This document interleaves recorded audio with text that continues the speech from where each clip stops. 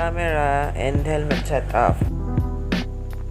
So I'm using a Akaso Brave 6, and this one is the chest mount or body cam, and I'm using an LS2 FF353 version ng Rapid Grip na helmet. Why invest sa mga mamahaling helmet? Basically, protection natin yan mga riders habang tayo ay nabiyahe. Pangalawa, kailangan natin protektahan yung ulo natin sa mga bigla aksidente. Why ka mag-i-install ng camera sa helmet? Para sa akin kasi, protection niya ng rider.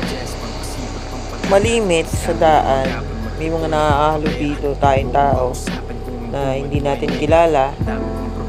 Meron din naman yung mga aksidente na biglaan. Para mas madali sa atin na ma-review yung pangyayari. Kasi aksidente, di mo naman kasi masasabi kung kailan mangyayari o kung sino yung mga taong makakahalubilo mo sa daan. Diba?